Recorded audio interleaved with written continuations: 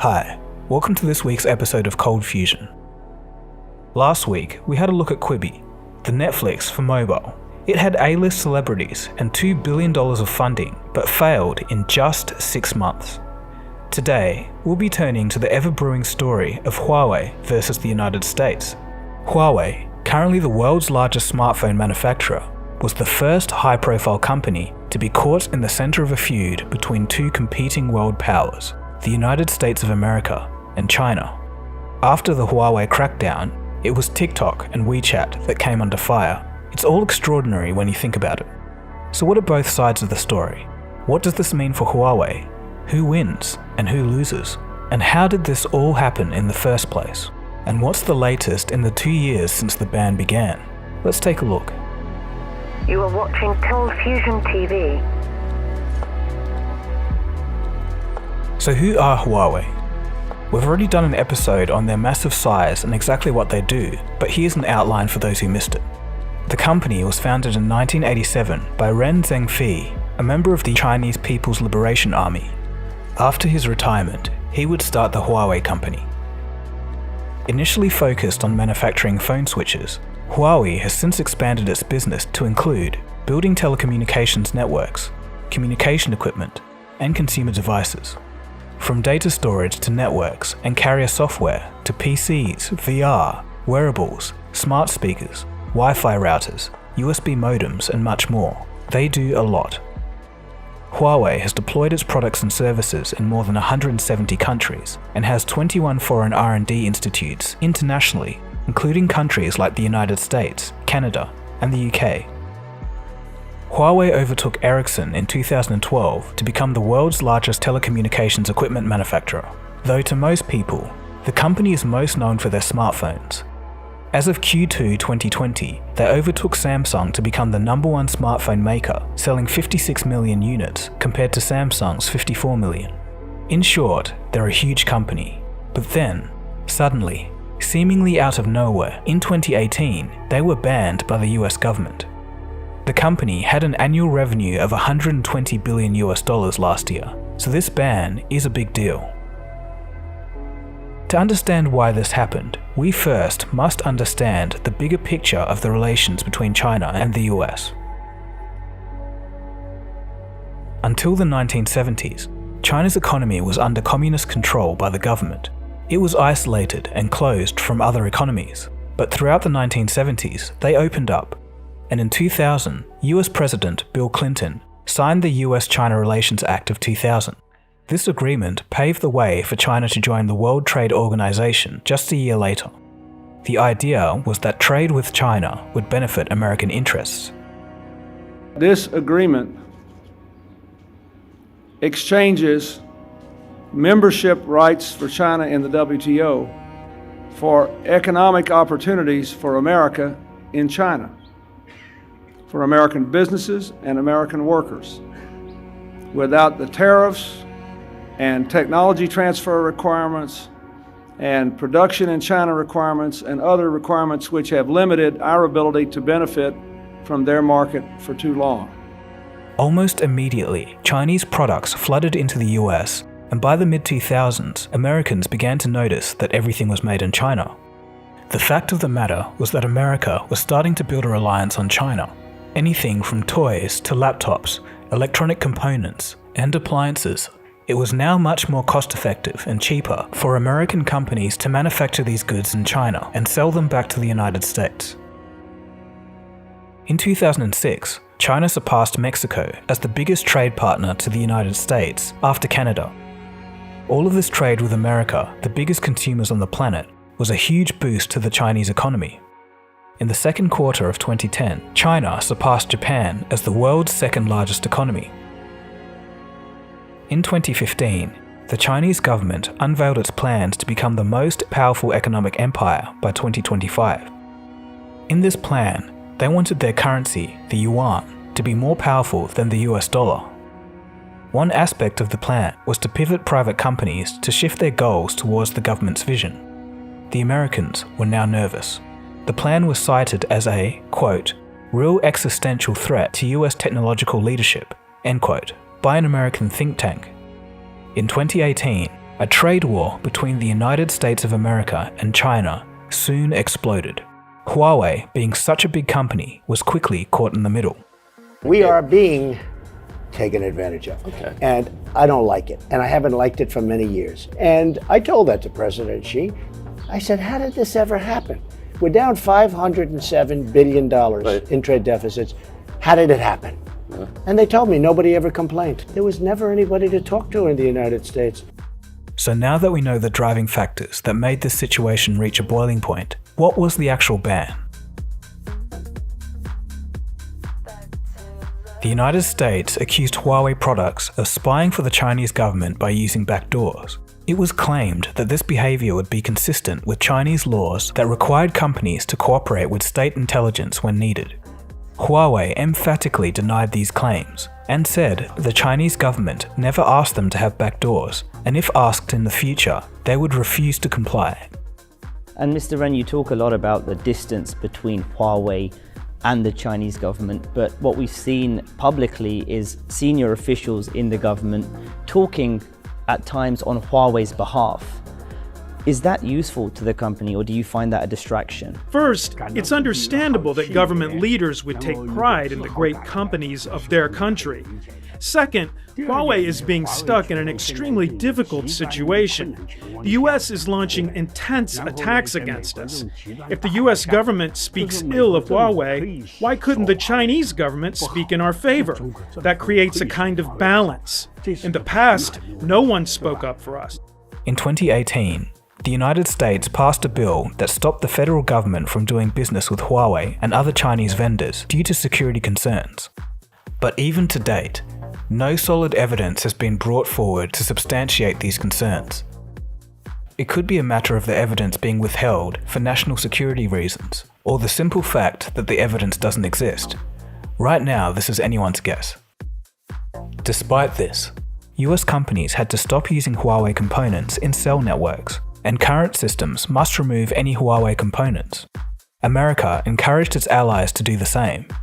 Things quickly escalated when the Chinese government threatened economic retaliation against countries that followed the US ban. In 2019, Huawei filed a lawsuit against the US government.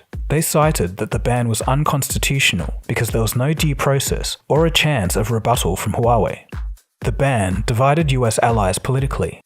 Australia, Britain, Canada, and New Zealand semi-banned Huawei, but Germany, Italy, and much of Europe haven't. The German and British intelligence agencies have pushed back on the US allegations, stating that they've found no evidence. At first, it seemed like the US was going to look foolish. Stephanie Richard, CEO of the mobile network Orange, stated that the claims of backdoor spying were like the weapons of mass destruction lie told during the Iraq War. However, in July of 2020, the UK government backflipped and joined the ban for their 5G equipment.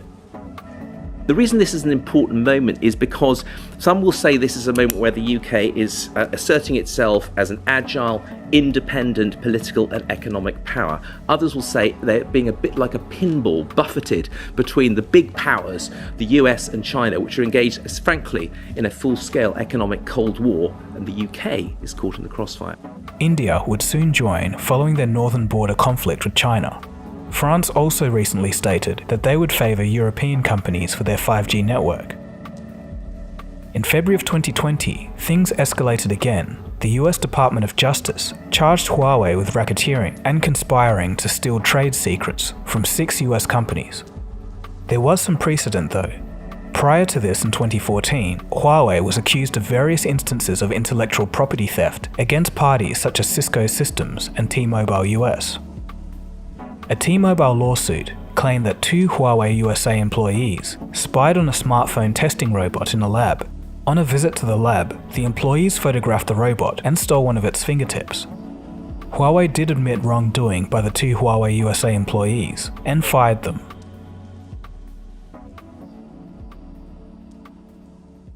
The most brutal part of the ban for Huawei was the restrictions on business partners. Essentially, American companies must stop supplying Huawei with key components and technologies. Some of these entities include Google, ARM, the Taiwanese chipset maker TSMC, and MediaTek. So what does this mean? Well, Google has to drop support for Huawei phones. No Google Maps, Gmail, or any Google apps. Unfortunately for Huawei, no Google apps means that it's going to be very unattractive to international buyers. How important do you think things like Google Maps, YouTube, all those applications are? And they're very, very important to be able to have access to them on your phone on the move. So if they didn't offer that, it would put me off using the phone completely. Designs from the company ARM are used in Huawei chips, and TSMC manufactures the chips. Both are not US companies, but the US has pressured them to stop support and stop manufacturing. In September of 2020, Huawei lost access to Samsung and LG suppliers because the display driver chip had US technology. Samsung RAM is even off the table. It's estimated that Huawei would lose $30 billion in revenue in the next 2 years, following June 2019.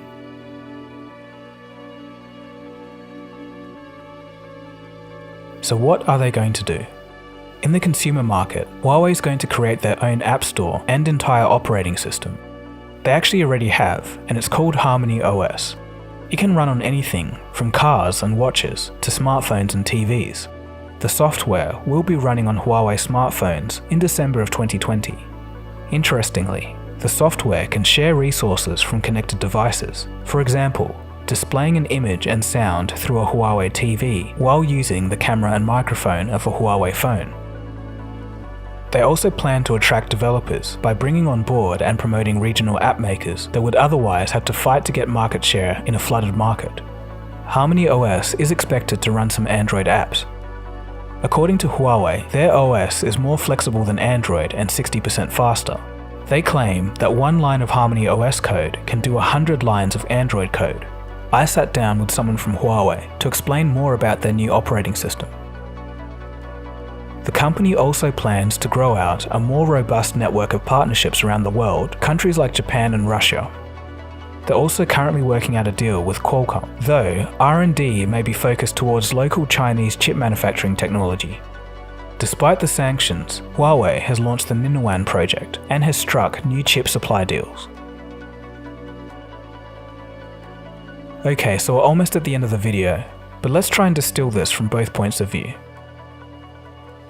From America's point of view, the general view is that China has their fingertips deep into Huawei, and that having any Huawei technology in the nation is a big risk to national security, not to mention the risk of having IP stolen. For America, it's mainly a question of trust. China's rise and the geopolitical landscape of US-China relations over the past decade may contribute to this view.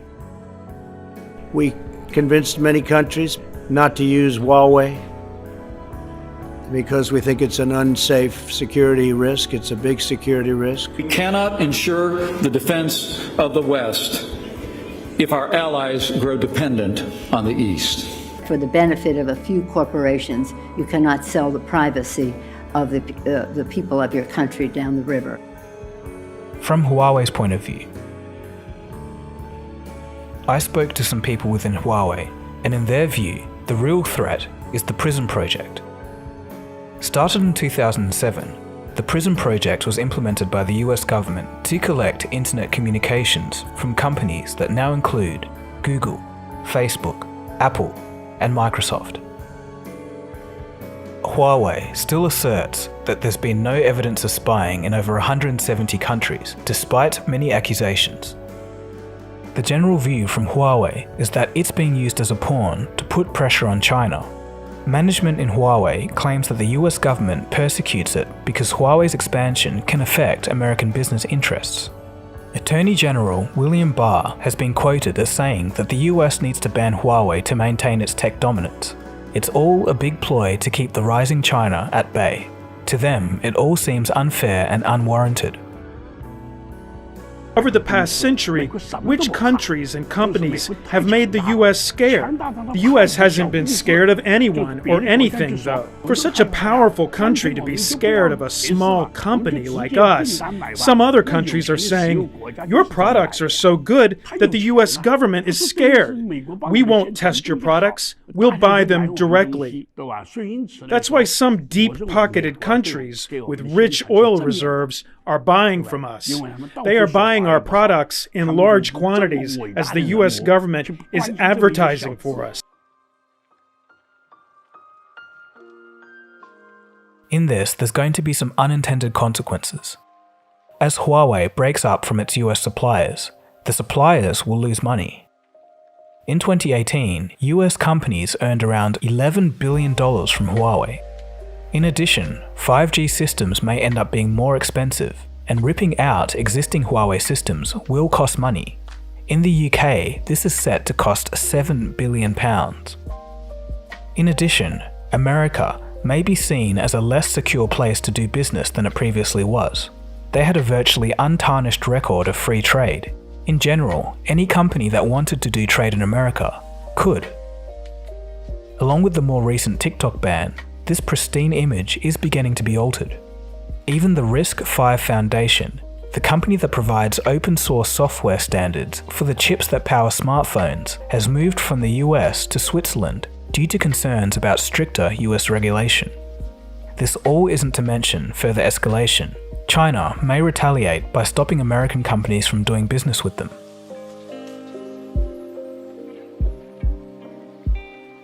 So in the end, who wins? So far, it seems like no one. Huawei will be battered from this experience, but if they can achieve more robust partnerships, they'll survive. The US may have lost some credibility with their European allies, and may be perceived as a less stable place for companies to invest. But back to Huawei, the main issue for them is trust. And that's a question of human psychology, something that's becoming a little unpredictable in modern times. Though when you really do take this entire situation as a whole, the real winner might be companies like Samsung. They don't really have any ties to either side, and may see some benefit. In the end, only time will tell. So what do you guys think? Which side do you think is right? Do you take Huawei's side and think the US is scared of China rising? Or do you take the US's side and think that Huawei is a front for China spying? Let me know in the comment section below.